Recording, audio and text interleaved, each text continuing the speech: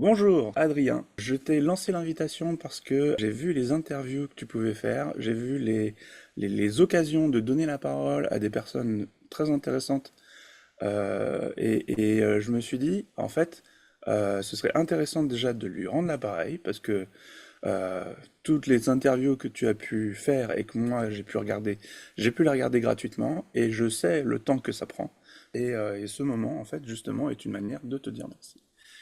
Et du coup, je te dis bonjour. Salut Will, merci beaucoup pour ton invitation, c'est cool. Je suis très content du moment qu'on a ensemble. J'espère évidemment voilà, que ça pourra apporter des choses utiles euh, aux gens qui nous écoutent, tout simplement. Et une des motivations que j'avais, c'était justement de permettre aux gens d'entendre un peu d'où tu posais les questions. Et du coup, pour ça, du coup, il y avait une idée de te donner la parole pour un peu mieux entendre les interviews. Et mon souhait secret, ce serait que après les gens en fait se disent ah ah, je vais réécouter chacune des interviews.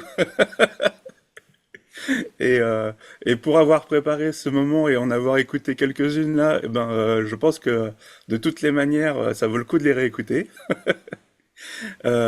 Et du coup, pour ça, déjà, je vais commencer moi par dire que moi, je suis praticien en hypnose et du coup, ma formation, moi, c'est surtout du côté arche. Et c'est là où, en fait, j'apprécie beaucoup ce que tu apportes. C'est qu'il y a une fenêtre vers l'extérieur. Oui, je suis praticien en hypnose aussi, je peux dire hypnothérapeute pour le grand public. Je trouve que c'est un mot qui pour le coup, c'est un objet culturel, hypnothérapeute. Les gens savent à quoi ça correspond. Mhm. Dans le monde des gens qui connaissent l'hypnose, j'aime bien hypnologue. Je trouve qu'hypnologue, il y a l'idée à la fois d'hypnose qui te fait un peu rêver, puis le côté logos qui donne du sérieux, qui est une idée un peu d'étude ou de recherche. Et c'est vrai que l'hypnose, c'est une matière, c'est une pratique qui est toujours dans la relation à l'autre. Et donc, en fait, j'ai l'impression que ce soit en cabinet, en séance individuelle, que ce soit en atelier, quand tu fais de l'hypnose avec plusieurs personnes, que ce soit en formation, parce que je fais un peu de formation, que ce soit en entreprise, comme ça me permet de présenter un peu d'où je parle, d'appliquer les outils de l'hypnose à l'entreprise ou dans les expériences créatives, et celle principale que j'ai développée, c'est les dégustations amplifiées par l'hypnose. J'ai l'impression qu'à chaque fois, il y a un espace de recherche, d'exploration de comment l'hypnose peut répondre au mieux, être la plus efficace, bonifier au maximum la vie. Donc c'est un peu, je trouve que l'hypnologue, ça répond un peu à cette vision, voilà, d'être dans une recherche permanente. Alors c'est pas un truc pompeux, hein, je suis pas chercheur au CNRS, c'est plus une curiosité permanente de comment cet outil qui est quand même, moi je suis toujours bluffé de se dire, voilà, je sais pas, je suis un mec moyen dans le sens, je suis pas un génie. Voilà, j'ai fait une école de commerce, je savais pas trop vers où j'allais. Puis voilà, ça fait 2012, ça fait 13 ans, 2011 même, 14 ans que j'ai rencontré l'hypnose. C'est devenu un truc, a pris une place très importante dans ma vie. Et, euh, et je suis à une place aujourd'hui où, ben voilà, euh, ma vie professionnelle, c'est voilà, d'utiliser, d'explorer comment l'hypnose peut faire du bien. En cabinet, c'est extraordinaire d'aider les gens à aller mieux. En formation, je trouve que c'est extraordinaire de transmettre cet outil. Pareil, il y a des gens normaux qui se retrouvent avec entre les mains un outil assez puissant qui permet souvent de faire du bien autour de soi. Et en entreprise, voilà, d'apporter des choses un petit peu décalées par rapport à la formation classique. Et puis les dégustations, voilà, c'est un espace de pratique que j'aime bien parce qu'il n'y a pas d'enjeu thérapeutique, justement. C'est vraiment du fun. C'est vraiment, allez, venez, on va jouer avec notre cerveau, on va jouer avec notre esprit, on va jouer avec des bons produits et puis on va voir ce que ça donne. Et souvent, ça donne des trucs cool. Donc voilà un peu d'où je suis et d'où je parle en général quand je parle d'hypnose. Ok. C'est quoi le truc qui te... Tu sais, le moment pivot où tu te dis, là, ça me parle et j'ai envie de... j'ai envie de voir plus et... Sur l'hypnose, Ouais. ah ouais, il est très, très précis et très clair dans mon esprit. Ok. Pour faire simple, en école de commerce, je ne savais pas ce que je voulais faire. Du coup, j'ai étudié un peu le conseil. Je me suis retrouvé être consultant en entreprise, qui est Mm. une voie très ouverte parce que du coup, il n'y a pas de spécialisation particulière. Puis au bout de 2 ans, je me suis rendu compte qu'en fait, j'avais pas envie. de faire ça dans ma vie. J'ai fait une projection négative. Je me suis vu à la Mm. place de mon boss et de mon manager à leur âge, et en fait, c'était pas d'accord à l'intérieur, mais ça m'a laissé avec un désarroi assez important, parce que j'ai eu l'impression que déjà, je savais pas ce que je voulais faire, puis que je m'étais un peu laissé porter dans ma vie, donc comme si j'avais un peu atrophié le muscle du vouloir. Je Mm. savais pas trop vouloir. Mais donc voilà, là, j'ai eu une émotion négative forte en mode ça, je sais que je veux pas. Et en fait, j'ai Ok. le sentiment que ça m'a mis un peu en mouvement. Euh, euh, ouais, Comme ouais, si c'est ça pour ça avait aussi créé que... l'occasion pour que tu sois plus alerte sur d'autres pistes, quoi. Ouais, ouais, tout à fait. Étape suivante, j'étais dans une transe éthylique pour le Nouvel An, donc j'étais bourré, et j'ai eu un flash. Je me suis dit, je vais faire un tour du monde. Au mieux, ça me permet de trouver ce que je veux faire, puis au pire, ça me permet d'apprendre l'espagnol, parce que j'avais fait allemand LV1 et que j'étais un peu frustré de voir des gens qui n'était pas forcément bon en langue, qui arrivait à baragouiner en espagnol, et moi qui était bloqué à cet endroit-là. Et en fait, entre le moment où j'ai pris cette décision de partir et le moment où je suis parti de ma boîte, qui était une petite boîte, ça a pris un an. Et au Mm. bout de 6 mois, j'ai rencontré un copain du lycée. On s'était perdu de vue. Entre-temps, il était devenu magicien. Déjà, tu D'accord. peux devenir magicien. C'est marrant comme concept, on n'y pense pas forcément. Et en apprenant la magie, il avait appris l'hypnose. Et Ok. du coup, on s'est rencontrés, voilà, on s'est retrouvés dans un concert. Après, on allait boire une bière. Et au moment de boire cette bière, lui, il avait une vision un peu PNL, c'est un ingénieur. Et pour lui, l'hypnose, c'est un peu comme si tu aurais des boutons, des leviers, un centre des commandes à l'intérieur. Et là, coup de Mm. bol, il a utilisé le mot interrupteur. Et interrupteur, en fait, j'avais complètement oublié, mais quand j'étais en prépa, moi, je lisais des bouquins sur le bouddhisme et tout, j'ai eu l'impression d'avoir une épiphanie, tu vois, une prise de conscience importante en me disant que j'avais trouvé la solution pour être heureux, ni plus ni moins. Alors, spoiler alerte, je m'étais trompé, hein, mais ça, à ce moment-là, je ne le savais pas. Et donc, j'ai eu l'impression que si je coupais mes émotions, je serais heureux. J'ai mal Ok. compris le bouddhisme.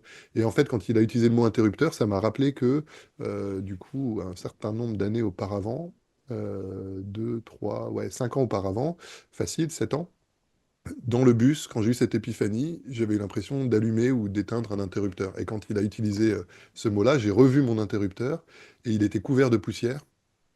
Ouais. Donc tu vois, il y a eu tous les ingrédients. Je suis vraiment convaincu qu'à ce moment-là, il n'a pas essayé de m'hypnotiser, qu'il était vraiment en train de me raconter sa vision de Ouais, ouais. l'hypnose.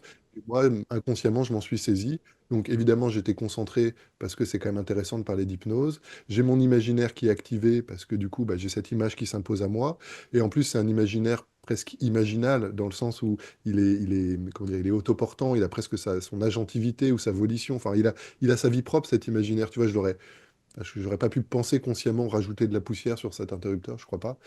Mm. Donc concentration imaginaire un peu autonome et puis émotion, parce qu'évidemment, tous les liens qui se font. Tiens, j'avais oublié qu'il s'était passé ça, j'avais oublié que j'ai pris cette décision. Je m'étais pas rendu compte de à quel point ça avait eu un impact, parce que ça faisait quelques années que je m'étais rendu compte qu'en fait, euh, assécher ses émotions, ça rend pas heureux.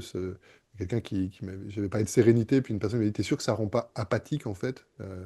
Mm. Et, et donc voilà, il y a toute cette connexion qui font que à ce moment-là, j'ai eu un flash et une évidence comme quoi l'hypnose, c'était ce que j'avais cherché toute ma vie et que c'était ce que j'allais faire. Donc voilà un peu l'histoire. Ok. Ouais, c'est intéressant en même temps d'avoir ce cheminement avec ce qu'on peut se raconter comme histoire. Et en même temps, à un moment donné, ce truc de, en fait, il y a peut-être une autre manière de voir ce qu'on s'est raconté. Euh, Quelque part, il y a déjà une sorte de séance sur du long terme.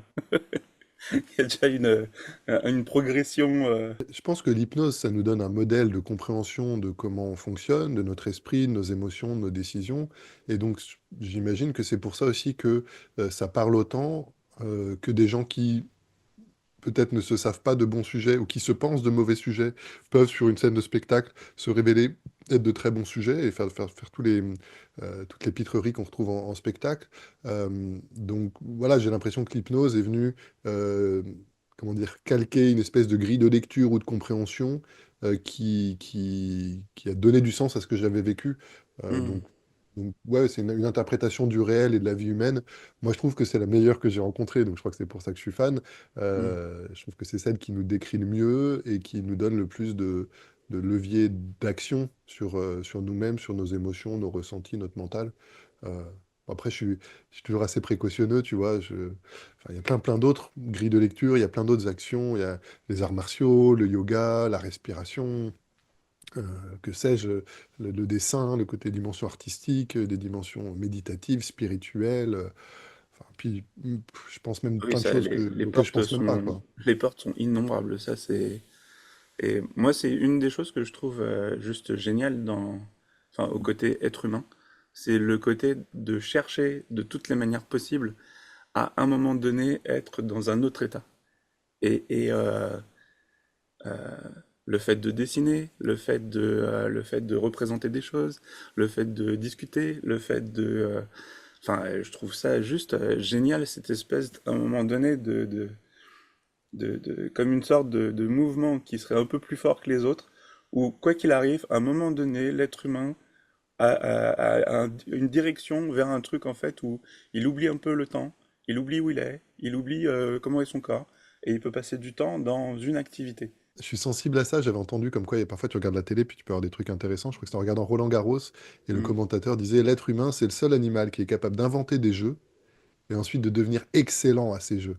Tu vois, et tu sers à 200 km/h sur le thé, et donc oui, je pense que dans l'art, presque j'ai un copain qui se décrit, ou se décrivait à l'époque comme esthète du quotidien, quand on voit les enjeux Et liés à l'attention, notamment avec ouais. les usages modernes et tout. C'est rigolo d'ailleurs que l'hypnose, j'ai l'impression que ça nécessite de l'attention, elle Mm. produit de l'attention concentrée, et en même temps ça produit de l'attention. C'est-à-dire que Mm. quand on est en hypnose, notre attention est souvent facilement concentrée. Euh, et je trouve que c'est un sanctuaire chouette, ouais, dans notre société moderne où l'attention a tendance à être dilapidée. Tout est organisé pour capter notre attention. Donc euh, ouais, c'est pas anodin. Et d'ailleurs, je suis un peu frustré parce que j'ai loupé la fin de la formation de l'Arche sur le deuil, notamment sur la dimension sociale. En tout cas, pareil, dans une société qui est devenue assez désacralisée, c'est-à-dire qu'il n'y a plus trop de rituels, en tout cas plus trop de rituels religieux, bon, ça après chacun peut avoir son avis. Et donc l'hypnose peut être un espace d'être un rituel laïque où on va faire une mise en scène, il y a un temps, il y a une espèce ouais, de mise en scène, euh, une action avec une intention, une action qui a une dimension, si ce n'est magique, en tout cas un petit peu décalée par rapport au pragmatisme du quotidien, et qui, je crois, euh, peut jouer ce rôle dont il semblerait que l'être humain a besoin, quoi. Moi, je m'étais Mm. un peu construit en mode non mais c'est bon, on peut être qui on veut, on peut se réinventer complètement, comment dire, le concret finalement peut se dépasser, peut se transcender, ce qui est vrai, et en même temps on reste profondément ancré dans le concret. Je sais pas, ma sœur vit en Inde depuis 15 ans, et je sais pas, à une époque je m'étais dit bah, ça change rien en fait, on peut garder la qualité du lien, on a une manière de communiquer, et en fait, ben si, ça change. Ça veut pas dire qu'on peut rien faire, mais Mm. ça a une importance. Et donc effectivement, voilà, je suis revenu un peu à un intérêt vers le rituel, alors qu'avant j'aurais eu tu sais, dans Mm. je sais pas, cette espèce de folie un peu adolescente ou cette ambition adolescente de vouloir réinventer le monde. C'est-à-dire, non, moi je serais pas conditionné par les rituels ou par le besoin de rituels. Bah, en fait, si, Adrien, comme tout un chacun, est un être humain et il est agi par les mêmes forces que tous les autres êtres humains. Ouais. Parfois, il y a ce débat un petit peu, enfin, ou cette question des hypnos qui regardent ceux qui les accompagnent vivre des choses qu'eux ne vivraient jamais, ou alors des hypnos qui sont très, très influencés ou ou qui vivent énormément de choses et qui ont beaucoup d'ambition pour les Hmm. gens qui les accompagnent. Toi, tu serais enfin, t'as rien un de ces deux côtés-là? En tout cas, je partage ton constat que, en tant qu'accompagnant, on mérite d'être particulièrement vigilant à nous, notre vécu d'accompagné, Mm, puisqu'on risque d'avoir une tendance, probablement des biais cognitifs, ou je sais pas, une tendance à projeter sur les gens qu'on voit les mêmes facilités ou les mêmes difficultés. mm, Euh, c'est vrai que perso, je m'estime un peu à mi-chemin, c'est-à-dire que je suis plutôt un bon sujet. Je rentre facilement dans les expériences. Par contre, je suis pas un super sujet. Je décroche pas non plus en transe profonde. Euh, enfin, tu vois, mm. d'ailleurs, je suis jamais trop monté sur une scène de spectacle, tu vois. Mais je me rappelle, on est allé voir des hypnos avec ma compagne. En plus, j'étais un peu déçu. C'était censé être des thérapeutes qui avaient fait un truc respectueux. Puis une fois qu'ils avaient dit ça, finalement, ils ont fait un spectacle un peu vraiment tout ce qu'il y a de plus bateau Ouais. avec. Voilà. Et du coup, on était assez peu nombreux dans la salle, et donc ma compagne s'est retrouvée à aller sur scène. Et elle n'a pas vécu un bon moment parce que, je te dis, c'était pas des tours qui étaient très respectueux. Elle devait protéger une peluche et du coup, ils l'embêtaient. Donc, je la voyais, tu vas avoir un peu de l'anxiété à ce qu'on lui prenne sa peluche, tu vois, enfin, ou Ok, devoir être une guide chinoise, mais pour elle, faire imiter les Chinois, c'est être raciste. Donc, mais elle n'arrivait pas à parler français parce qu'elle devait parler chinois, mais elle n'arrivait pas à parler chinois. Donc, elle a fini par imiter l'hypnotiseuse qui imitait les Chinois, tu vois, bref, pour essayer de trouver ok, avec cette espèce de difficulté de se respecter elle-même et en même temps de respecter l'artiste qui fait le show. Donc, bon, bref, elle s'est trouvée un peu à cet endroit-là. Et le lendemain, on regarde une vidéo d'Eren Brown où il fait une anesthésie de la main. Et donc, moi, j'ai commencé à avoir une anesthésie de la main en regardant la télé. Donc, elle s'est un peu moquée de moi en disant, bah, tu t'y fais hypnotiser par un mec par la télé préenregistré. Et effectivement, voilà, Darren Brown, je sais pas, j'ai pas mal d'estime pour lui et tout. Donc à ce moment-là, moi, j'avais bien répondu, alors que la veille, dans la salle de spectacle, moi, j'avais trouvé ça un peu nul et j'étais pas du tout rentré dans ah ouais. l'expérience, quoi. Donc c'est vrai que je pense que l'hypnose aussi, c'est une pratique d'humilité. Euh, c'est quoi le bon mot? Bien malin celui qui sait ce dont les autres et ce dont l'être humain est capable. Donc c'est vrai que j'essaye d'être ambitieux et en même temps raisonnable. Je repense à une cliente comme ça dans mon pré-talk ou dans ma manière de poser mon cadre. Plutôt, je sais plus trop de pré-talk, mais euh, l'idée de présenter que tu as des gens, ils font une séance et ça semble faire des miracles. Tu as des changements très impressionnants, puis tu as des gens qui font plus de séances. Puis on pourrait même dire, il y a des gens qui font plein de séances, puis tu n'arrives Hmm. pas trop à les aider, pas plus que ça. Et j'ai Ouais. même pas eu le temps d'aller jusque-là.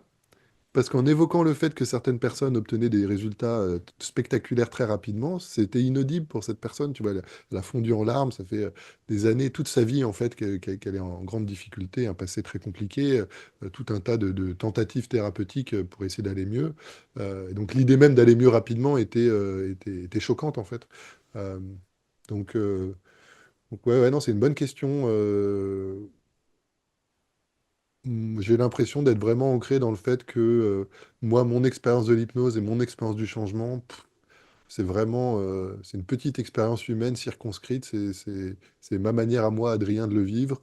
Et Hmm. je sais pas, j'ai l'impression de m'être pas mal, comme si je m'étais déshabillé ou comme si je m'étais défait de ce truc-là que je pose sur le côté. Et j'ai l'impression de me mettre dans un truc très neutre en mode. Il y a trop de vie, il y a trop de peut-être 10 000 milliards de cellules, 175 milliards, 2 milliards de connexions synaptiques, il y a plus de neurones, de connexions de synapses que d'étoiles dans la galaxie ou que de galaxies dans l'univers. Viens, on y va et puis on voit ce que ça donne, quoi. C'est plutôt ça mon énergie. Cool. Et moi, en tant que jeune praticien, je m'aperçois que tous les 6 mois, quelque part, je change en fait de pratique, j'ai une autre attention, je rencontre autre chose et du coup, bah, c'est ce que je vais proposer en fait après. Et toi, est-ce que ça, c'est quelque chose que tu peux ressentir? Et où est-ce que tu en es aujourd'hui? Enfin, ce serait quoi le truc d'aujourd'hui? Oui, effectivement, il y a une telle richesse, surtout quand tu as un peu de curiosité et que tu écoutes des choses, tu lis des bouquins, tu fais des formations, bah, du coup, ça donne envie de tester. Euh, J'ai eu envie, probablement quand j'ai fait la formation avec Bob Burns, puis après quand j'ai traduit son bouquin, Bob Burns, c'est un hypnotiseur écossais euh, dont j'aime beaucoup l'énergie parce qu'il est très franc du collier, il fait de l'humour et tout ça, puis il est assez cash, puis justement, euh, alors maintenant, j'ai l'impression qu'en France, on revient quand même un peu plus à une hypnose ben voilà, plus formelle, plus marquée, avec voilà, de l'approfondissement, ce genre de choses, ce que j'ai pas toujours fait non plus. Et donc voilà, Bob Burns, il nous dit, parce que vous êtes professionnel, vous êtes scripté. Et je sais que dans un paquet d'écoles, il y a cette idée un peu inverse, qu'on devrait toujours faire du sur-mesure et de toujours s'adapter à l'autre. Et en Hmm. fait, ce que nous dit Bob Burns, c'est que si tu t'adaptes à l'autre sans être scripté, en fait, tu es juste en train de te faire brasser. Le flow, on parlait du sport ou de l'art, le flow, c'est pas quelque chose qui te tombe dessus, c'est quelque chose qui est le fruit de ton travail. Et je crois, hein, où le travail est tellement intégré que ça permet d'avoir des intuitions, d'avoir une Hmm. fluidité qui dépasse. ce dont tu aurais été capable consciemment. Et donc voilà, suite à cette exposition, je dirais, au travail de Bob Burns, j'ai fait un travail de scripter, notamment ma première séance, mon début de deuxième séance, mes relations, enfin mes transitions entre les séances, et puis ma dernière séance. Alors, l'idée, c'est pas de la dérouler à chaque fois de la même manière, mais c'est effectivement de l'avoir vraiment, de l'avoir pensé, d'avoir ciselé les formulations autant que possible, euh, pour me libérer de l'espace et être au plus près de mes clients. Donc voilà, mais tu vois, je repense à une séance que j'ai faite avant-hier où je me suis un peu, euh, j'ai pas été aussi bon que ce que j'aurais pu, je crois, parce que du coup, j'étais un peu dans mon déroulé de la séance.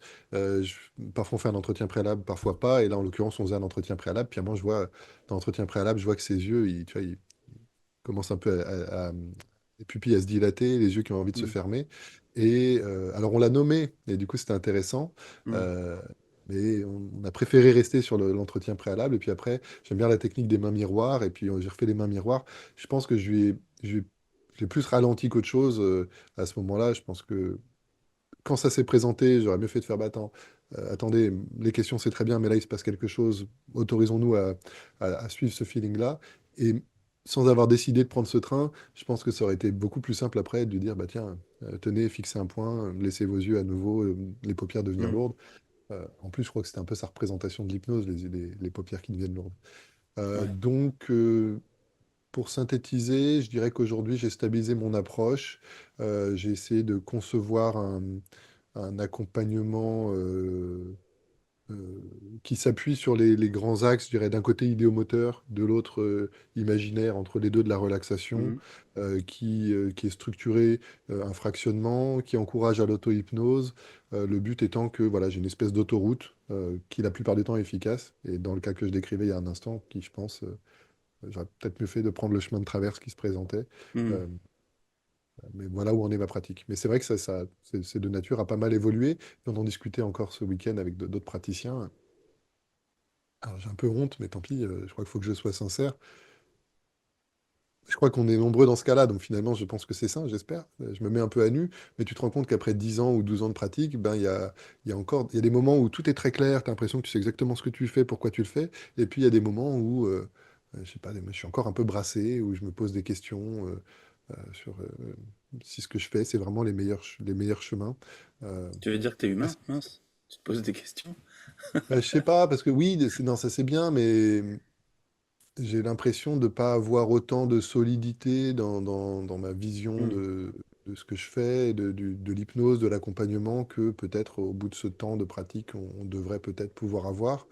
Euh, Tu connais voilà, des gens je qui l'ont, pas me cette cacher. solidité-là? Pardon? Tu connais des gens qui l'ont, cette solidité-là? Je projette sur certaines personnes.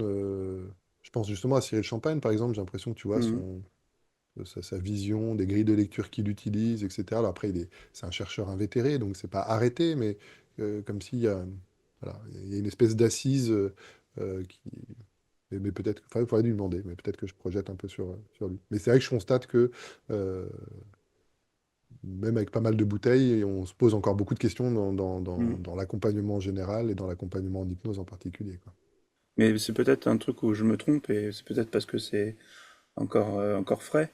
Mais j'ai l'impression que le fait de découvrir avec la personne un peu en fait une manière de fonctionner par rapport à elle, ça permet aussi comme une sorte d'alliance de je suis pas en train de te dire que je sais ce qu'on va faire, je suis en train de te dire qu'on va le faire tous les deux et que très souvent en fait je leur dis là on commence, moi j'ai une page blanche en fait. Et au fur et à mesure, il y a des choses où je vais avoir des idées et je vais vous les proposer. Et comme ça, on va voir ce qui vous convient. Mais je sens comme un avion avec un trou d'air de quand je leur dis, là, j'ai une page blanche. Ça fait un peu, venez vous installer, je suis un spécialiste qui sait pas. C'est ça. Du coup, vroom. Tu nommes un truc important. Euh, Cet équilibre entre l'honnêteté, la transparence, la lucidité sur le fait qu'on ne sait pas trop ce qu'on va faire et que même quand on a l'impression de savoir ce qu'on fait, je veux dire, pense que ça nous est tous arrivé de faire des séances d'hypnose où tu sors de là, tu as l'impression d'être le roi du monde, t'as plein de phénomènes hypnotiques, des Mm. grosses émotions, des liens qui se font et tout, puis finalement la personne elle change pas tant que ça. Et Non? puis inversement, des séances où tu te dis mais qu'est-ce que j'ai fait? Raté, voire parfois même avec des dynamiques de contre-transfert bizarres et tout. Et puis en fait, la séance, la personne elle arrive à atteindre son changement avec ce qui paraissait être un échec. Mm. Euh, donc ouais, pareil. Euh, je me rappelle une cliente comme ça qui m'a dit, mais écoutez, moi, vos états d'âme, je m'en fous. Parce que j'étais en train de lui partager les questions que je me posais par rapport aux différents choix stratégiques qu'on pouvait faire. Elle m'a aidé, cette dame, parce qu'effectivement, euh, et à nouveau, l'être humain, c'est tellement complexe. Je pense même à tous les à côté de l'hypnose sur lesquels on est rarement formé et qui peuvent être aussi, voire plus importants que ce qu'on fait dans la séance ou ce qu'on fait dans l'hypnose dans la séance. Euh, donc ouais, cet équilibre entre tu dégages de l'assurance parce que tu es le professionnel et qu'il faut, enfin, je crois que c'est au service de nos clients de se montrer solide, et en même temps une profonde humilité et circonspection de Mm. bah ok, j'ai des outils que j'ai déjà fait avec des milliers de fois, la plupart du temps ça se passe comme ça. Euh, et en même temps, ben, on va explorer. C'est vrai que je parle souvent de ce que j'appelle la stratégie de Nelson Mandela à mes clients et à mes Oui. stagiaires. C'est la fameuse citation, il nous dit, je ne perds jamais, soit je gagne, soit j'apprends. Donc ça, pareil, je le pose assez rapidement. C'est un peu une variante, entre guillemets, de ta page blanche, de se dire, ben, on va faire des choses, je vais vous faire des propositions, on va tester. La bonne nouvelle, c'est que vous savez déjà vous endormir, sans effort volontaire. Vous avez un rituel, tu te brosses les dents, tu te mets en pyjama, je sais pas. Tu laisses le sommeil venir, et quand tu t'endors, quand ton corps et ton esprit s'endorment, après, souvent, tu rentres dans des rêves. Et donc, Mm. tu as déjà toutes les compétences pour vivre ce qui ressemble à de l'hypnose, et puis tu as déjà changé dans ta vie. Et tu as déjà changé dans ta vie inconsciemment, probablement que parfois les rêves ou des états de conscience un peu différents de d'habitude ont contribué à ton changement. Il y a plein d'histoires comme ça, il y en a. Allez, tant pis, je prends 2 secondes, j'espère que ça intéressera nos auditeurs. Dans un super bouquin qui s'appelle Human Givens, ils expliquent que. Alors, ils parlent du sommeil paradoxal et en fait, ils définissent le sommeil paradoxal. Moi, tout le monde connaît l'expression, mais avant ça, je ne sais pas pourquoi. Ils disent que on appelle comme ça parce que c'est une des phases du sommeil les plus profondes. C'est pas la plus profonde, hein, mais c'est une des phases les plus profondes dans laquelle, paradoxalement, le cerveau est très actif. Et c'est une Ok. des phases dans lesquelles on rêve. Et ils ont montré que tous les animaux ont des phases de sommeil paradoxales. Donc tu vois, on revient un Ok. peu à ce côté, à Ouais, quelle est ouais. la place de l'être humain. Et en fait, il semblerait que l'être humain est l'animal qui ait les phases de sommeil paradoxal les plus longues, peut-être parce que l'hypothèse, c'est que le sommeil paradoxal, les rêves, nous aident à apprendre, à évoluer, à intégrer des apprentissages. Et il nous compare au cochon d'Inde, il nous explique que le cochon d'Inde, quand il naît, il sait se déplacer, il sait se nourrir, et il sait faire ses besoins, et il sait se reproduire. Et donc il sait faire tout ce dont il aura besoin dans sa vie. Et donc il Mm. aura pas grand-chose à apprendre. Et comme nous, on a des vies sociales beaucoup plus complexes, voilà, il semblerait que les phases de sommeil paradoxal se réduisent vers la fin de la vie, mais restent quand même importantes. Le fœtus humain, bébé dans le ventre de maman, à partir de Mm. 8 semaines de gestation, il a des phases de sommeil paradoxal. Ok. Déjà, je trouve que cette idée est absolument incroyable. Mm. Et on le voit faire des trucs bizarres. Par exemple, tu vois sa cage thoracique qui semble s'ouvrir et se fermer comme s'il respirait. On sait que dans le ventre de maman, il n'y a pas besoin de respirer, il y a le cordon ombilical. Par contre, dès qu'on est sorti du ventre de maman, on a intérêt à avoir préprogrammé la respiration. Et donc l'hypothèse de ce bouquin, c'est que le sommeil paradoxal, c'est un état de conscience particulier dans lequel le cerveau, l'esprit et le corps, pendant la gestation, ils se préprogramment, et pour le reste de la vie, ils vont se reprogrammer. D'accord. Euh, Tu vois, c'est le genre d'histoires qui sont marrantes à raconter à nos clients, de se dire, vos Bah ouais. rêves vous aident à avancer dans la vie. C'est quand même marrant. Le chapitre 3 de ce bouquin, il compare l'hypnose. Ils disent que l'hypnose, en fait, serait à la veille ce que le sommeil paradoxal est au sommeil. Ok. Un peu, je trouve que cette phrase elle est à la fois simple et pas évidente. L'hypnose serait une espèce Carrément. de veille paradoxale, un état dans lequel le cerveau a plus de fluidité, de plasticité pour se réorganiser, euh, et dans lequel on peut rentrer par le sommeil ou dans lequel on peut rentrer par la veille. Euh, Ça fait partie des anecdotes que je raconte souvent pour rappeler aux gens qu'effectivement, en fait, enfin, les gens ne sont pas des pages blanches, ils ont déjà beaucoup d'expérience de vie, ils ont déjà beaucoup de compétences. Je trouve que c'est très Mm. important de rappeler aux gens que, surtout quand ils viennent consulter, ils sont pas bien, ils se dévalorisent, ils ont une faible estime d'eux-mêmes, ils se trouvent nuls. T'imagines aller voir un hypno, quoi, je veux dire. Vraiment que t'es le dernier des derniers. Et et de rappeler qu'en fait, il y a plein de choses qui fonctionnent bien dans le corps, le cœur qui bat, la respiration, le fait qu'on parle français, qu'on se comprenne. Voilà, on réouvre un peu les vannes pour après avoir plus de force et d'estime, de confiance en soi pour aller au contact des choses qui ont besoin de bouger.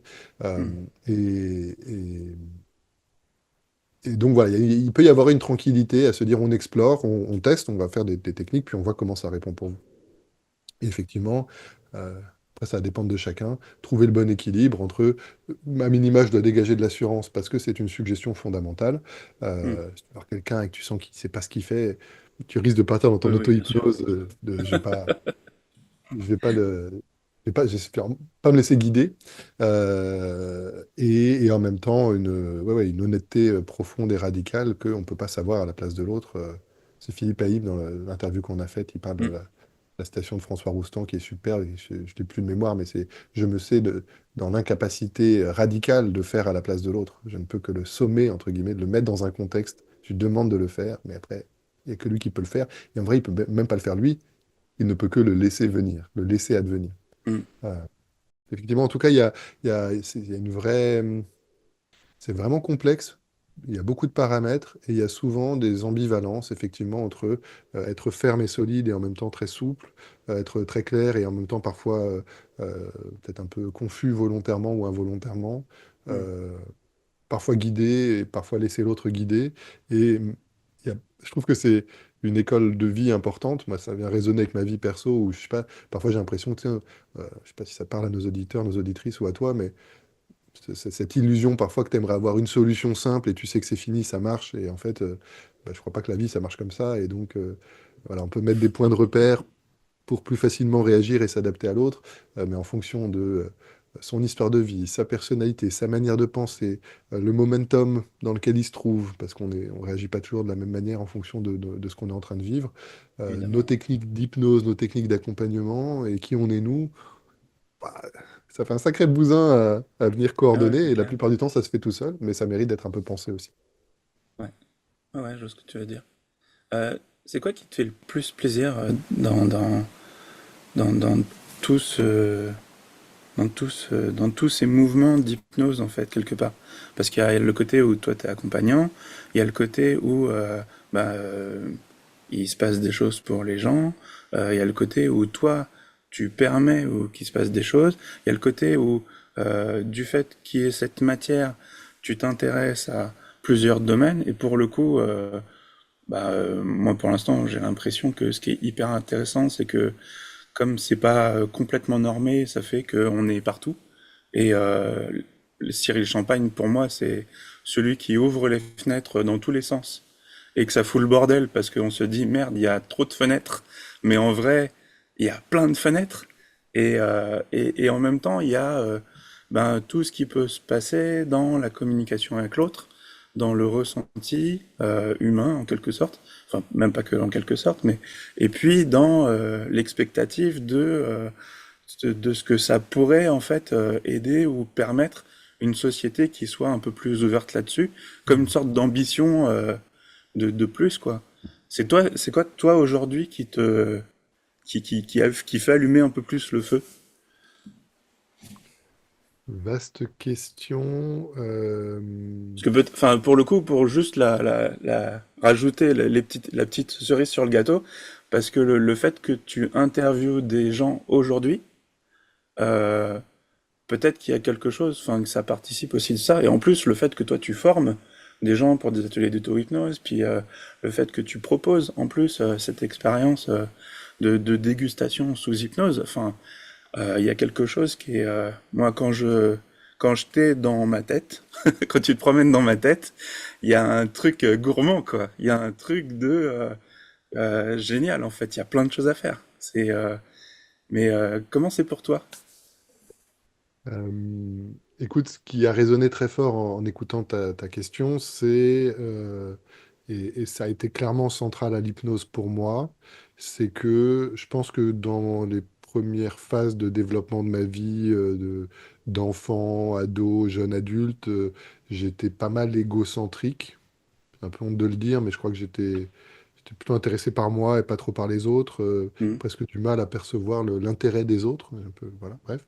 Et, Et j'ai l'impression que l'hypnose, la dimension technique de l'hypnose, qui fait que tu es obligé de regarder un peu l'autre, d'écouter un peu l'autre pour pouvoir l'hypnotiser, comme si mécaniquement, ça m'a forcé à ouvrir la fenêtre, pour Hmm. reprendre ta métaphore, sur l'autre. Et en fait, putain, mais quand tu regardes, en fait, Ils mais sont c'est pleins. hyper intéressant, quoi. Qu'est-ce que j'ai foutu tout ce temps-là? Tu dis, en fait, et donc voilà, je crois que ce Comme si qui tu me fait. découvrais une nouvelle palette de couleurs?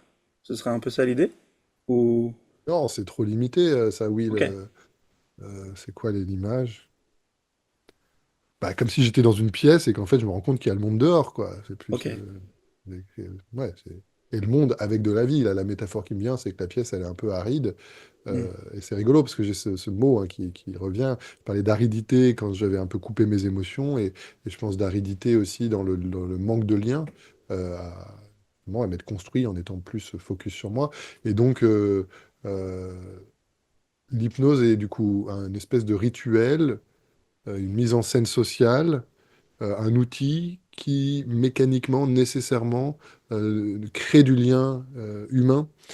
Et donc, probablement parce que ça m'a manqué, c'est ça qui résonne très fort. Et c'est vrai que en cabinet, tu vois, quand les gens ils vivent des choses très intenses et que tu as des larmes et que tu as des waouh et que tu as... Souvent, il y a aussi une dimension de redécouvrir qui sont aimables, en fait, qui peuvent s'aimer, qui peuvent avoir de l'estime pour eux et que peut y avoir de la douceur et de la tendresse et qui peuvent être au contact de ce qui est beau et de ce qui est fort. Bah, c'est vrai que quand tu es là, tu es spectateur, et puis tu sais que tu même pas psychologue, tu pas psychiatre, tu es un modeste mec voilà, qui fait son chemin comme les autres, et puis qui a un endroit où son job, son rôle, ce pourquoi il est configuré dans ce cadre-là, c'est d'être un contexte, un cadre contenant, et puis avec quelques techniques, mais les techniques sont à mon sens un peu secondaires pour que les gens s'autorisent à redécouvrir, je sais pas, la richesse, la beauté, la magie qu'ils ont à l'intérieur. Euh, donc, ben, en fait, ça diffuse, que ce soit en thérapie, en formation d'hypnothérapeute, pareil, quand tu vois des jeunes hypnos qui sont parfois plus âgés que moi, mais des gens qui découvrent l'hypnose, et que je me rappelle de cette psychologue, et du coup, elle est venue en formation, et puis à la fin de la formation, je lui dis, bah, du coup, parce que, je sais pas, pour ceux qui sont pas issus du monde de la santé ou du monde de la psychologie, je sais pas, peut-être que ça parle de moi, mais il y a toujours un peu une petite frustration chez moi de me dire, bah, j'ai pas les diplômes qui correspondent vraiment à ce métier. Et donc, je les mets un peu sur un piédestal, tu vois. Puis je m'appelle lui dire, bon, bah, du coup, tu me diras comment l'hypnose va venir, comment dire, venir nourrir ta pratique de psychologue. Puis elle me regarde, elle fait, non, mais je crois que t'as pas compris, là. Et dis-moi, bah, moi, je vais devenir hypno, en fait. Et c'est vrai que cette personne, alors après, c'est une nana qui faisait déjà de la sophro, elle était déjà en quête d'outils assez Hmm. efficaces, parce que j'ai l'impression qu'en psychologie, alors après psychothérapie, c'est encore autre chose, mais en psychologie, on connaît bien les courants de pensée qui décrivent les mécanismes de l'esprit. Après, en termes d'action et de changement, les outils sont un peu limités. C'était encore plus le cas, je crois, quand elle s'était formée. Et en fait, ce qu'elle m'a dit, c'est, là, dans la formation, moi, je me suis retrouvé à accompagner mes co-stagiaires, mais avec parfois des effets spectaculaires dont j'aurais eu besoin parfois dans mon travail de psychologue. Et en tant que sujet, quand je me suis fait guider par parfois des néophytes, des gens en reconversion qui n'ont rien à voir avec la connaissance psychologique ou psychothérapeutique, j'ai vécu des changements et ça m'a transformé, qui auraient mérité un travail en thérapie. Et donc, voilà, quand tu as un profil comme ça qui te partage à quel point ça peut avoir un impact, euh, c'est ça qui me fait vibrer. Et puis voilà, sur la dégustation, euh, j'ai l'impression, moi, je me suis construit, alors ça me joue des tours aussi, mais je sais pas, peut-être avec le schéma familial et tout, avec plutôt pas mal de confiance et d'estime de moi-même. Un peu trop d'ailleurs, Hmm. au point que je pense que je me suis désintéressé des autres parce que je pensais que j'étais probablement mieux que ce que je suis. Hmm. Mais du coup, je constate qu'il y a beaucoup de gens qui se trouvent moins bien que ce qu'ils ne sont. Ils se mésestiment, ils se dévalorisent, ils ont vraiment un discours, un dialogue interne contre-productif, dévalorisant, probablement parce que, je sais pas, maintenant que je suis papa, je me rends compte que je pense que les enfants, ils ont tendance à internaliser ce que les parents ont fait. Bon, c'est un raccourci, il y a probablement d'autres paramètres. Et bref, tout ça pour dire que ce soit en thérapie, en formation en entreprise ou dans les dégustations ou les activités Hmm. plus ludiques, que les gens redécouvrent leur puissance. Putain, il y a tout ça à l'intérieur. Je suis capable de ça. Je suis capable de me détendre rapidement. Je suis capable d'accueillir une poussée de crise d'angoisse et d'arriver à faire de l'aïkido émotionnel avec ça. Je suis capable de mieux m'ajuster à mes interlocuteurs. Je suis capable de rentrer dans un rêve éveillé et puis d'avoir une relation presque intime ou humaine avec un produit comme du vin. Euh, voilà, c'est ce côté que les gens se surprennent et que les gens se redécouvrent et redécouvrent à quel point ils sont riches et puissants. Euh, je crois que c'est ça qui me fait vraiment vibrer ouais, dans la pratique de l'hypnose aujourd'hui, si je dois synthétiser. Pas facile comme Oui. exercice pour moi de synthétiser, je pense que les gens s'en rendent compte. Non, non, mais c'est carrément chouette justement d'entendre toi ce qui te fait vibrer et en plus la manière dont tu en parles. Évidemment que en hypno, quand on est en train de parler comme ça, évidemment qu'il y a des questions où on sait à quel moment il y a des choses qui vont être un peu plus émotionnelles. Et là, le fait de parler un peu de ce qui toi t'anime et la place que tu peux avoir et la place que tu peux prendre en fait par choix, pour le coup, avec ton expérience et par ce que tu as pu apprendre avant, ce que tu as pu apprendre, ce que tu apprends à chaque fois que tu rencontres une personne, il y a un truc qui est de toutes les manières hyper porteur en fait. C'est là, en t'entendant, j'étais à côté de toi en train de regarder les uns déguster, les autres apprendre. Et puis, comme j'avais presque la sensation du gamin qui dit mais venez les gars, venez goûter en fait à ce truc que j'ai. Et moi, comme ça, je goûte à votre chemin. Et ce qui est super intéressant en fait. Et ce truc un peu comme ça. Euh, En tout cas, c'est vrai que je repense aux interviews là, que j'ai lancées. Moi, je me rends compte que je suis assez intuitif dans le sens, c'est pas que j'ai une super intuition, c'est que souvent je prends des décisions pas forcément très stratégiquement réfléchies, en tout cas hmm, consciemment, j'ai une idée et puis je me lance et puis voilà. Et en tout cas, voilà, sur les interviews, mon idée à la base, c'était de donner la parole à des gens mm, qui ont des choses à apporter, parfois des gens qui l'apprennent déjà, puis aussi, l'idée aussi, c'était de donner la parole à des gens qu'on voit moins, je pense notamment hmm. aussi à des femmes, parce qu'on est dans une Ouais. société encore diablement patriarcale et l'hypnose aussi. Il y a beaucoup plus de Et femmes qui pendant les pratiquent formations, il y a juste un truc, c'est que pendant les formations, on va pas se mentir, sur 50 personnes, il y a 4 gars, quoi. Alors souvent. que des gens qui se font entendre, il y a 4 filles et il y a 50 gars. Il y a un truc inversement proportionnel. Et Exactement, ouais, ouais, tout ouais, à fait. Et dans les formateurs aussi, souvent, là, il y a des écoles qui essayent d'équilibrer. Donc voilà, donc c'était un peu cette énergie-là de partage. J'avais un côté un petit peu aussi bénéfice personnel de continuer d'habiter ou de me positionner dans le monde de l'hypnose. Bah, forcément, si j'interviewe ces gens-là, c'est que je suis suffisamment proche d'eux pour les interviewer. hmm. Donc ça, c'était aussi un axe un peu de stratégie de nourrissement de mon activité. Et ce que j'ai pas Ouais, vu et en venir, en même temps, il y a fait, un truc, en fait, pour le coup, moi j'entends qu'il y a une possible stratégie, mais en même temps, j'ai presque envie de dire que c'est parce que tu es à cette place-là que tu peux te le permettre. Et ce qui donne l'occasion, en fait, d'avoir les paroles des uns et des autres. Du coup, merci. en tout cas, c'est vrai que j'avais été un peu choqué au début de ma pratique de l'hypnose, à l'époque où c'était même un peu avant Facebook, où que Facebook explose, il y avait le forum francehypnose.fr et trucs comme ça, et en fait, tous les échanges finissaient dans des invectives hyper Ok. agressives, en fait, des gens, vous ne comprenez rien à ce qu'est l'hypnose. Putain, on est entre professionnels de la communication et les gens n'appliquent pas du tout leurs principes dans cet espace d'échange. Ça m'avait paru un peu bizarre, donc c'est vrai que bon, c'est aussi un espace de vie économique, l'hypnose, la pratique, la formation. Donc voilà, il y a des écoles, c'est normal qu'il y ait des inimités parfois aussi. Bon, comme moi, je suis un micro-acteur à cet endroit-là, je pense que je chamboule pas grand monde. Et en tout cas, c'est vrai que bah, en étant curieux, et maintenant, je sais que j'aime les gens, en fait, tu vois. À l'époque, ils m'intéressaient pas. Maintenant, c'est devenu mon, mon- mon tropisme principal, quoi. Je veux dire, la vie n'a pas d'intérêt autre Hmm. que les relations, en fait. Et donc, voilà, aujourd'hui, je m'estime chanceux, effectivement, avec le recul que j'ai, les expériences, comme j'ai suivi pas mal de formations, que je suis plutôt à l'aise pour aller parler aux gens et faire du lien, et que j'aime bien lire des bouquins. Donc, parfois, je peux aller parler aux gens qui ont écrit les bouquins et leur parler de leurs bouquins, bref.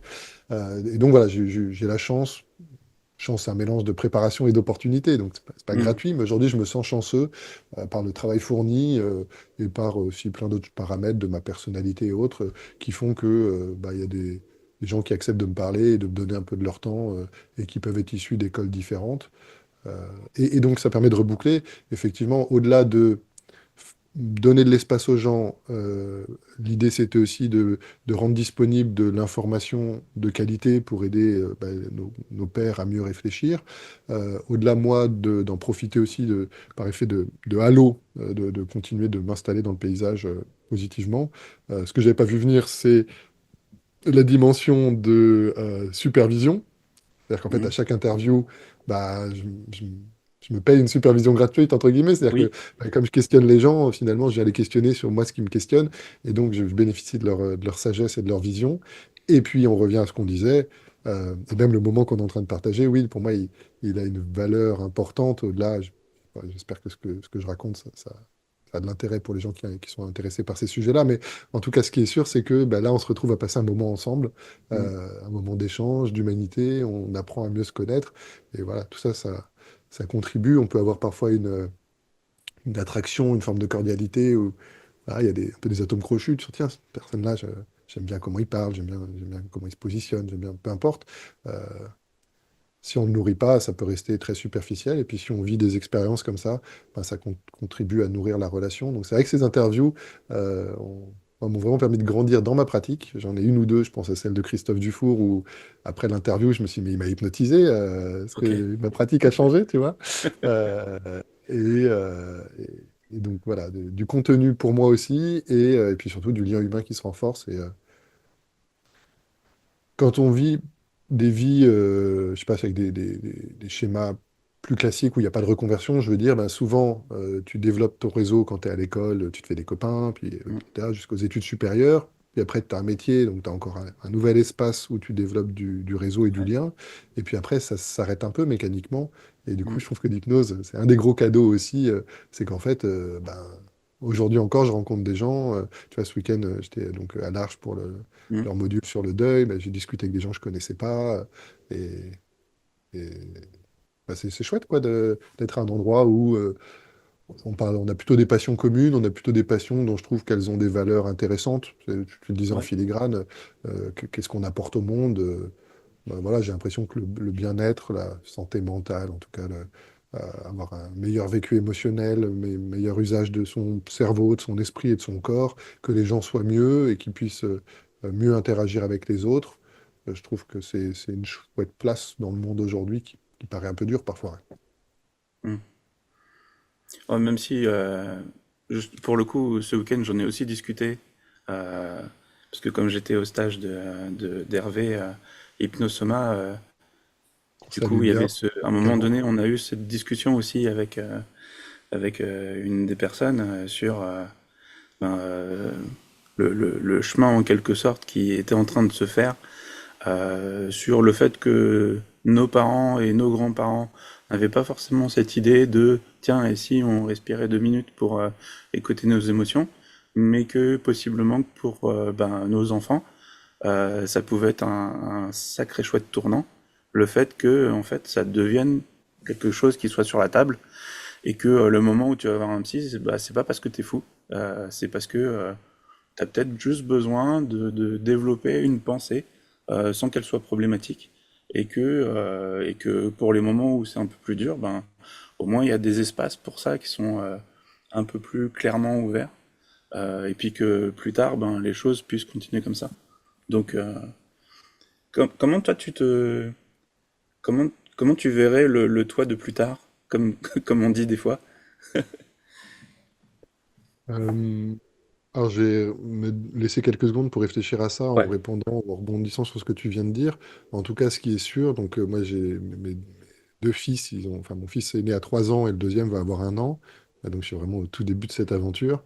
Euh, et en tout cas, il y a une évidence, c'est que euh, quelle catastrophe ça aurait été, je le fais en négatif, si j'avais pas eu l'hypnose. Enfin, après, tu peux pas réécrire l'histoire, mais en termes de ouais, tout ce que je disais sur la lucidité, sur les mécanismes psycho-émotionnelles, internes, relationnelles, même la manière d'interagir avec les enfants, avec ma compagne, avec moi-même. Alors, je suis très loin d'être parfait, il y a encore plein de choses à améliorer. Euh, mais bon, j'ai l'impression que la pratique de l'hypnose, tu vois, a installé, mais dans ma personne, dans ma personnalité, dans mes fondements, dans ma structure, cette curiosité de l'autre, cette envie de jamais contre d'abord. Tu sais, cet ouvrage de Mm. Roustan, c'est quand même une bonne posture. Un enfant qui te demande un bonbon, c'est toujours oui. À tel moment, tu vois, c'est pas du tout la même chose que de dire non et Ouais, voilà, d'avoir quand même une lucidité et d'éviter de créer des antagonismes inutiles et de surfer, d'avoir cette curiosité de l'autre que j'avais pas, cette conscience profonde de la richesse de l'autre et quand tu as plus d'avance que moi sur le parcours de la parentalité, mais de voir un être humain qui se développe et qui te bluffe aussi un peu comme nos clients peuvent nous bluffer en séance à trouver des ouais, solutions, à vivre des choses qu'on n'aurait pas imaginées.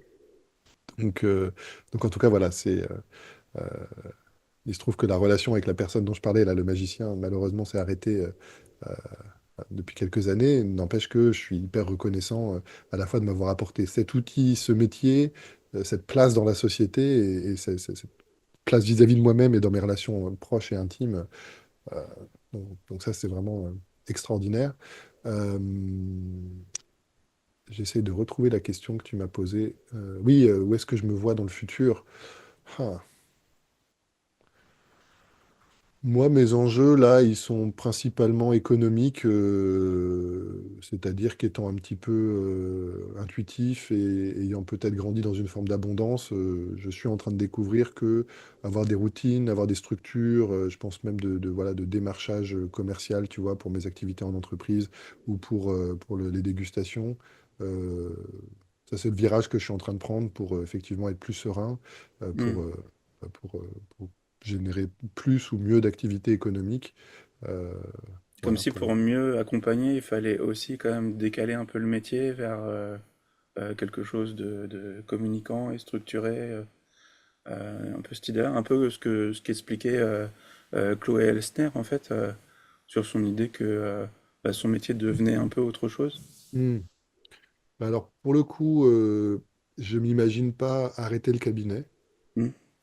Euh, ouais, faut jamais dire jamais, hein, bien sûr, mais ma représentation, c'est que c'est tellement, c'est la colonne vertébrale de notre pratique, quoi. J'ai presque l'impression que c'est une Moi, le nécessité. truc de arrêter le cabinet, j'ai entendu la voix de, enfin la citation de Winston Churchill, c'est si on fait pas la guerre pour ça, on fait la guerre pour quoi en fait? Il y a un côté, En tout cas, c'est vrai que même dans les périodes de doute, c'est souvent le cabinet aussi où je sais pas, ouais, parfois il y a des mois qui sont ou qui ont pu être difficiles ou voilà, des inquiétudes, je sais pas, parfois la trésorerie fait que c'est compliqué, tu as des imprévus, bref. Et donc, peut-être que l'herbe est plus verte ailleurs, donc tu sais, tu peux avoir des réminiscences ou comment dire, des espèce de souvenir ou de se dire, bah oui, peut-être qu'une vie de salarié, plan-plan avec un métier alimentaire, bon, c'est moins excitant, mais ça peut être plus sécure. Donc voilà, probablement que c'est aussi une étape de la vie quand tu deviens parent, que l'équilibre entre liberté et sécurité euh, peut évoluer. Après, ouais, ouais, les fois où je me suis posé ce genre de questions, je vais au cabinet, je fais deux, trois séances, ça fait, hmm. non, mais c'est bon, quoi, je suis à ma place, il n'y a pas de sujet. C'est trop beau de vivre ça. Je peux pas ne pas le faire. Euh, oui, oui, moi, c'est vrai que voilà, je me vois bien. Je crois que j'ai mes trois sillons là, l'accompagnement, donc la thérapie et la formation de thérapeute. Ouais. Peut-être aller plus vers de la formation complémentaire sur des schémas à la Jordan Véro ou Antoine Garnier, parce que j'ai Hmm. l'impression que la formation initiale, alors déjà, je suis content de ne pas la faire tout seul. En général, je fais des D'accord. modules dans des cursus de formation. C'est pas moi qui certifie les gens. Donc Hmm. j'ai tranquillité par rapport à ça. Ouais. Euh, mais c'est quand même des enjeux importants. Il semblerait qu'il y ait un ralentissement. Alors après, il peut y avoir des cycles, hein. Mais c'est vrai que depuis 10-20 ans, il y a eu énormément d'écoles et de gens qui se sont formés. Hmm. Donc voilà, mais en tout cas, continuer d'accompagner des gens et aider des praticiens, des praticiennes à gagner en compétences et en aisance, voilà, et l'activité en entreprise et l'activité de dégustation. Euh, Mon but, c'est d'avoir effectivement réussi à installer ça, d'avoir suffisamment de notoriété et des structures de démarchage et de commercialisation qui, qui rendent l'activité sereine, tout simplement, avec suffisamment de visibilité, quitte même à Mm. pouvoir après démultiplier, c'est-à-dire faire bosser d'autres personnes. Euh, je sais qu'il y a pas mal d'hypnose, je pense que si on leur propose d'animer des ateliers en entreprise et on leur trouve les clients et qu'on leur donne limite le contenu de l'atelier avec une possibilité d'adapter, j'imagine qu'il y a des gens que ça pourrait intéresser de faire. Mm. Voilà. Bon, pour l'instant, j'ai encore à faire pas mal les choses moi-même, mais dans mes perspectives, j'aimerais bien arriver à ça, ouais, à démultiplier. Et t'aurais une sorte d'image d'Épinal de beaucoup plus tard? Je sais pas, après, donc c'est pas totalement arrêté, c'est plus D'accord. une pensée comme ça en mouvement. Ça m'a rappelé aussi, quand j'ai fait mon voyage là, autour du monde pour apprendre Ouais. l'espagnol et l'hypnose, j'avais rencontré un monsieur qui était plutôt niveau retraite et tout ça, avec sa femme. Et en fait, j'avais été surpris, on s'était fait une randonnée au Mexique, et on discute, puis je me rends compte qu'il fait de l'hypnose. Ah, on discute, tac, tac. Ok. Et en fait, lui, il était un peu sorti de l'hypnose. Il était devenu plutôt éducateur spécialisé. Je crois que de mémoire avec sa femme, ils avaient monté une école où le but c'était d'accompagner les enfants qui étaient en difficulté. Et Ok. il était sorti de l'hypnose. Non, mais l'expérience de l'hypnose, mettre les gens en transe, faire des suggestions, ça avait, tu vois, ça avait Mm. perdu de sa saveur. Ça m'a choqué à ce moment-là. Comment ça peut Ouais. perdre de ça la saveur, ces trucs-là? Mais en fait, c'est vrai que, ouais, parfois des pratiques plus conversationnelles ou, moi, j'ai l'impression de parfois manquer un peu de finesse ou tu vois, comme si des pratiques plus subtiles mériteraient encore plus de maîtrise. Donc, Mm. je crois que c'est Philippe Miras qui disait on met les gens en hypnose parce que ça permet de les ralentir. Si tu veux si tu veux être tu peux être tout à fait influent et aider les gens à changer sans transe, mais il faut être plus subtil et être plus rapide dans la perception de ce qui se passe et dans l'utilisation de ce qui se passe. Bon. Mm. Euh, non, après, ce qui m'est venu, alors je sais pas, avant que tu élabores presque le côté épitaphe, et en tout cas, je me rends compte que et j'ai encore du chemin à faire, mais sur la fin de la vie, ce que j'aimerais pouvoir avoir atteint et ce que j'aimerais qu'on dise de moi, c'est justement la qualité de présence à l'autre. Euh, il y avait je sais plus où j'ai chopé cette citation, il disait que le charisme, c'est pas que les gens ils vous aiment, c'est que les gens s'aiment eux à votre contact. Mm. Et du coup, si je peux être devenu charismatique, et si à la fin de ma vie, ce soit ça qu'on retienne plutôt de moi, ça me ferait très plaisir. Sachant que je suis venu du bord inverse, où avant, j'avais rien à foutre des autres, quoi. Dans tout ce que j'ai entendu dans ce moment-là, je trouve ça super touchant en fait, ce côté où presque ce récit, moi, comme je l'ai entendu, mais peut-être que tu l'as pas exactement dit comme ça, mais de ce gamin qui, en fait, était mu par lui-même en quelque sorte, et qu'à un moment donné, il y a une sorte d'ouverture sur les autres et presque d'un appétit. Je veux dire, putain, en fait, il y a tous les autres, quoi.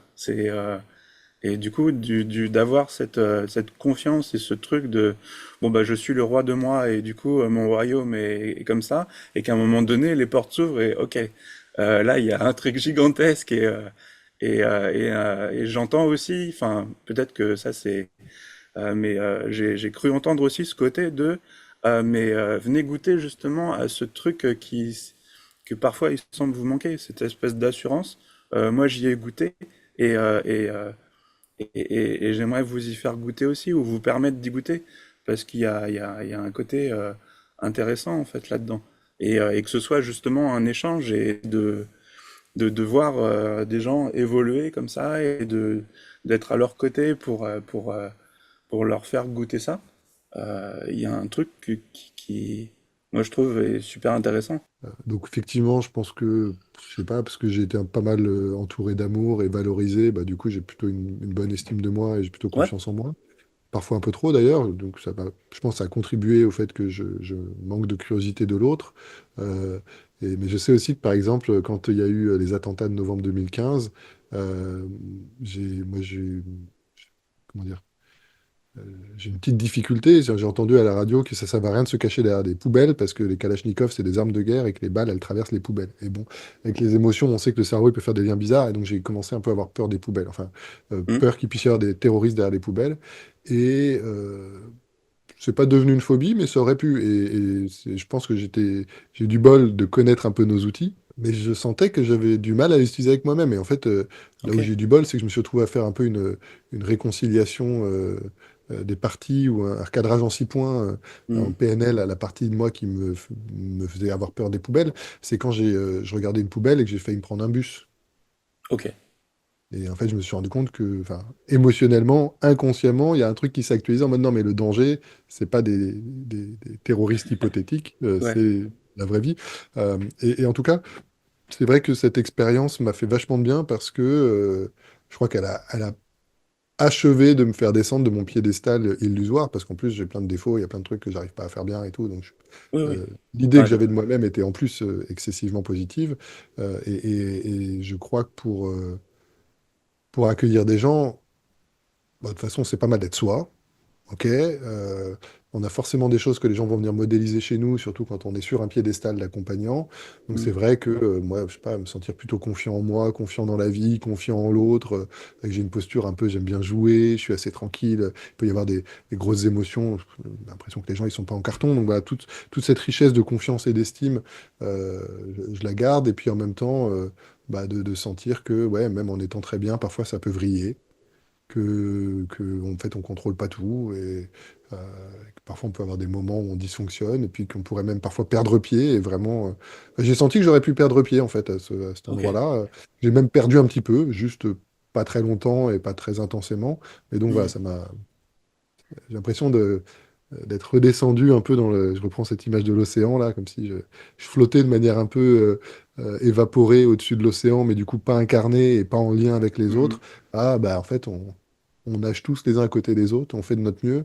euh, et puis Est-ce que parfois on tu crois nage que ça, bien, ça parfois on est en t'aide à forme. mieux accompagner? Pardon? Est-ce que tu crois que ça t'aide à mieux accompagner que ce Ah que tu aurais pu si... bah, c'est Ok. sûr.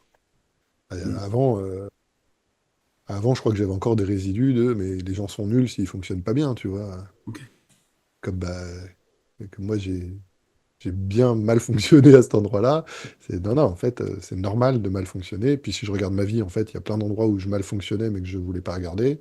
Et donc, en Ok. fait, je suis pas du tout mieux que les autres. C'est comme si, euh, ayant été forcé de constater ma part d'ombre, si je prends un Mhm. vocabulaire un peu jungien, enfin, forcé de constater que j'ai des trucs qui dysfonctionnent et qui sont pas bien, bah, du coup, de pouvoir plus véritablement habiter mes qualités, en Mhm. fait, et mes forces.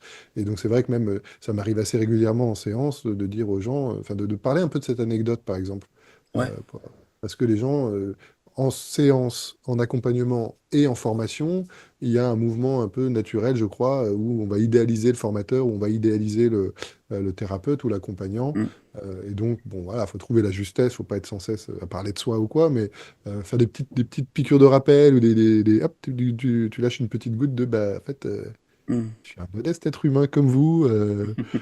Je fais de mon mieux. Parfois, j'aime bien donner une image de moi. Voilà. Et bon, la vérité, c'est que je suis pareil que tout le monde, en fait, à ma manière.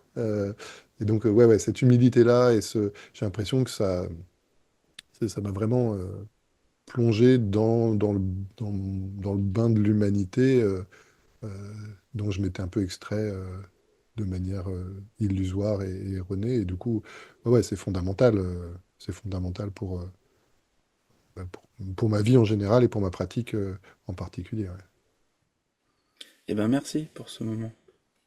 Je ne doute pas que ça puisse être d'autant plus intéressant de réécouter avec maintenant en ayant tes mots, en ayant une idée un peu de ton parcours et tes affections, en fait, de réécouter justement à quel moment tu réinterviens dans les questions et même ta manière de poser les questions, en fait, qui est super ouverte dans les interviews. Merci, c'est vrai que j'applique les principes et la philosophie et même la structure des séances d'hypnose, je l'applique à mes formations, je l'applique Hmm, mes interventions en entreprise, je l'applique pour le vin, je l'applique dans mes interviews. Donc effectivement, ouais, ouais, et- hmm. je suis hypno, il y a une dimension identitaire. euh, et en tout cas, c'est vrai que voilà, la curiosité de l'autre, le respect, l'envie autant que faire se peut, de ne pas l'influencer, en tout cas de ne pas venir polluer avec ma vision, et en sachant qu'en plus c'est impossible, mais en tout cas de tendre vers ça. Voilà. Mais en tout cas, j'encourage les gens, effectivement, qui peuvent être curieux de ça. Après, on est tous différents, et ça peut passer par le dessin, ça peut passer par tellement de choses. Euh, ouais, je ne sais pas trop comment atterrir ça, mais en tout cas, c'est vrai que euh, ce sont de beaux moments d'échange, je trouve, humains, et Mm. que ça passe par des interviews ou autres. Voilà, c'est un truc que j'aurais aimé savoir plus tôt, c'est pas mal de se lancer quand on a des idées, et puis après, on verra ce que ça donne. C'est aussi en faisant qu'on s'affine, qu'on s'améliore. Ouais, Euh, si c'est pas bon au début, ben, on est obligé de rien, et puis comme ça, on avance par itération, et comme ça, on avance tranquillement, quoi. cool. Si ça te va, je te propose qu'on finisse ce moment comme ça. Allez, vendu. Super. Eh bien, merci. Et je Merci à conseille toi. à tout le monde et je souhaite à tout le monde d'écouter tous les interviews parce qu'il y a plein de voix différentes et c'est hyper nourrissant pour une pratique justement d'entendre ceux à qui on est hyper d'accord, ceux à qui on est un peu moins d'accord, de comprendre pourquoi on l'est ou pas et d'avoir plein de sortes de manières d'entendre et merci encore parce que c'est du boulot quand même. C'est vraiment du boulot. Oui, mais c'est choisir un métier que tu aimes et tu ne travailleras pas un jour de ta vie, n'est-ce pas, nous dit Lao Tse. Donc voilà, on finit avec une vraie citation, oui. D'accord. Merci. Salut, merci à toi, salut à toutes et tous.